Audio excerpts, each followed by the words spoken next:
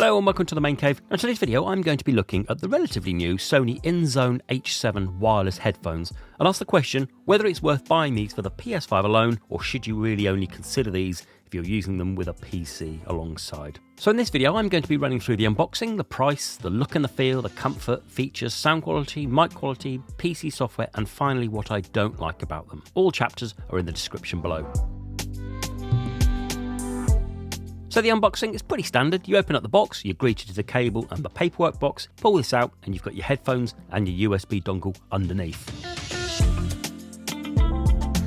I bought these from Amazon in what I thought was a Black Friday deal at £149, but the price is £149 on the official site, so I can only assume that this is now the RRP. They can be had for $145 in the US, so this puts them at a cheaper competitor to the SteelSeries Nova 7s and the Turtle Beach 700s. I've made a review of the Novas on the channel, and I did love them, but with a couple of gripes. So at some point I'll make a comparison video to find out which one I prefer, these or the Novas, but that's for a later video.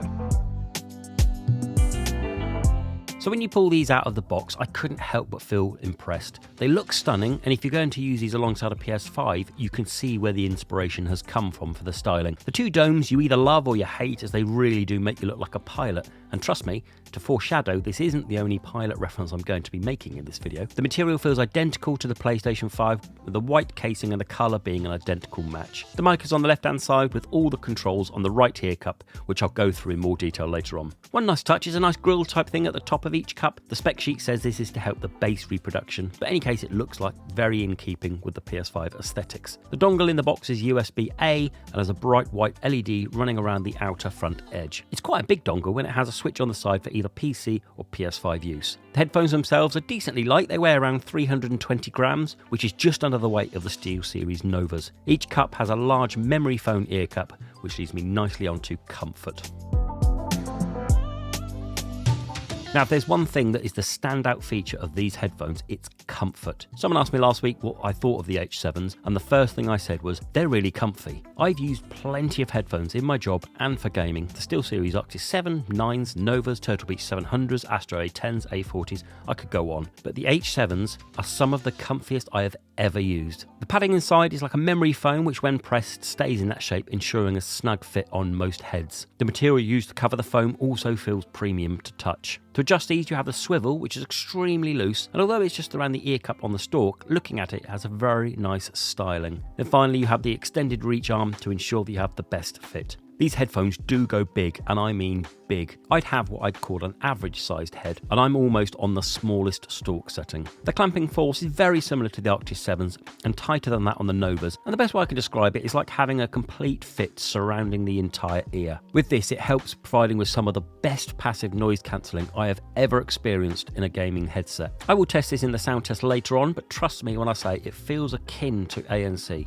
The big brother of the H7s is the H9s, and they have ANC built in, but unless you really need to block out a lot of sound, then you'll definitely be happy with these. And if you're like me, you wear glasses or a hat, you'll be pleased to know I had zero issues when using either of these. The headband is made of a soft fake leather material, and although it's comfy, it does feel noticeable on the head. Compared to something like the ski band of the Arctis 7s, I prefer the Arctis' approach, and it felt as if the headphones were floating rather than sat on my head as it feels with the H7s. For scientific research, I gamed for hours on end to see if I could feel any discomfort, and I'm pleased to say these were excellent. My ears never got hot, and I never felt like the speaker touched my ear, which I've had on a few pair of gaming headsets over the years. The inside cups are 6.5 centimeters high, 4.5 centimeters wide, and over 3 centimeters deep, which will encompass most people's ears with ease, and deep enough not to get any rubbing. As we've mentioned, the weight massively helps with comfort, and they are light enough not to be an issue when gaming.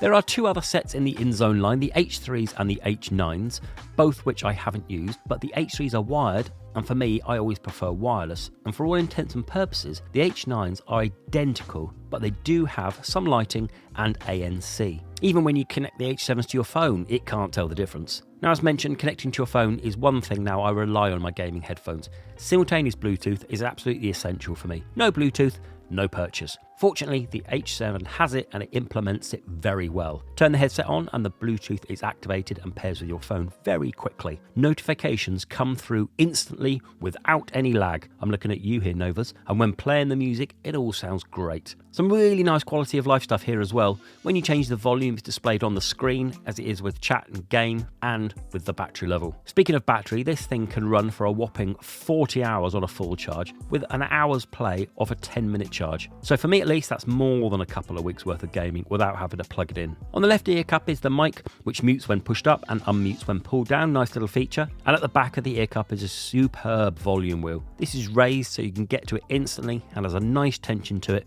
with increments, but it does scroll infinitely. On the bottom of the ear cup is the USB-C charging port and a charging LED indicator. On the right ear cup houses the game chat mix, nicely placed at the back with the Bluetooth button at the bottom.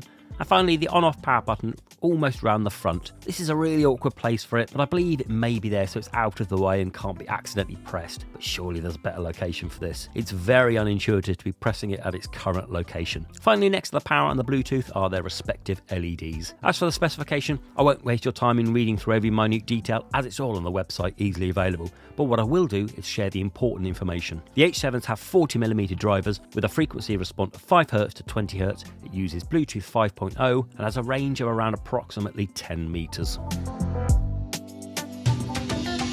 Now for the sound test. Now I'm using my clever binaural headphones to record gameplay, but do remember that there are all sorts of compression going on through YouTube, so take these tests with a certain open mind. So just before I show you the sound, I describe the sound as wide. The bass isn't as thick as, say, maybe the Novas with a tweaked EQ, but the separation of sound between highs, mids and low is good enough to make it a very enjoyable experience. So listen out then, here is the sound test of the Inzone H7s.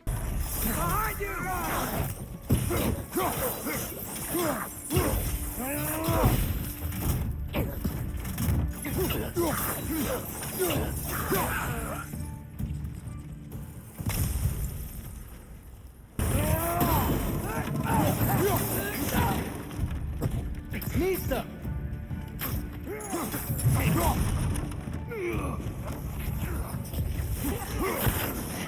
Well, they returned from the dead rather swiftly.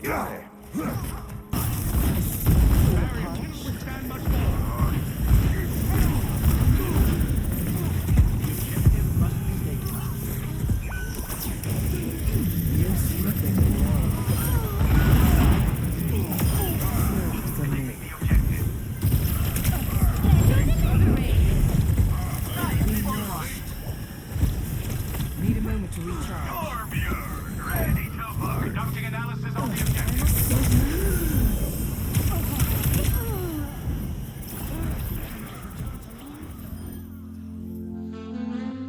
I also now want to test the passive noise cancelling, which I mentioned earlier. So let me know what you think to this. I'm doing nothing other than taking the headset on and off.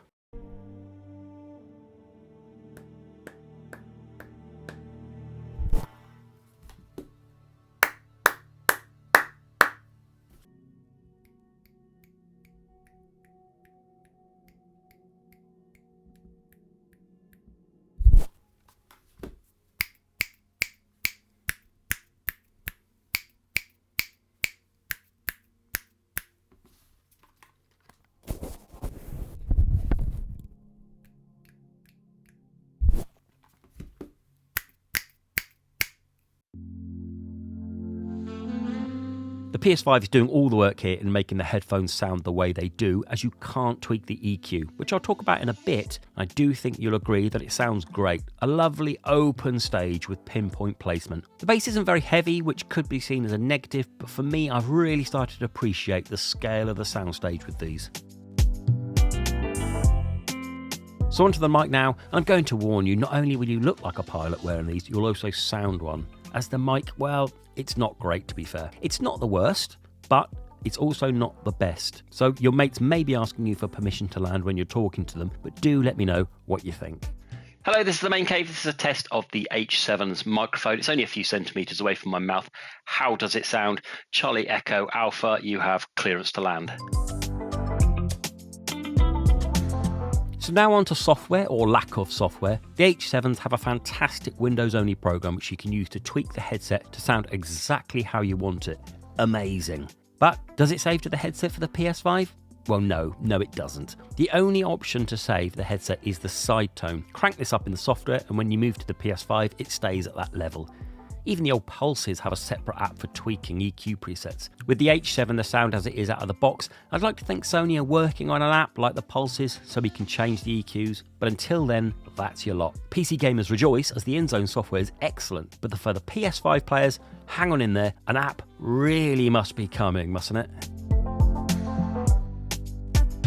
So finally, what don't I like about the H7s? And really there's the one glaring feature that we've just talked about, and that's the disappointment of there being no EQ. I get that this is made for PC more than PS5, but how hard could it be to add it in an app like the older Pulses have with presets on? Secondly, another thing I'd change is the position of the power button. It's a small thing, but it's one of the most awkward positions to naturally press. I get that it won't be so I'd accidentally press it, but there must be a better place for it. Finally, the mic. It's not great. Certainly not the worst, but it could be better. So there we have it then, a gaming headset from Sony that I wasn't expecting to love as much as I do. But whenever I go to pick up a pair to use, I invariably choose the H7s. So is it worth getting just for the PS5? Absolutely. You won't be disappointed with these. It's just using them with a PC takes it to the next level with a much better experience. And you never know, sometime we might get the PS5 app and then these will be out of stock for a very long time. Please do let me know down in the comments below. Do you have the H3s, the H7s or the H9s? What do you think? Please let me know. Please do like, please do subscribe. And to the next video. Bye-bye.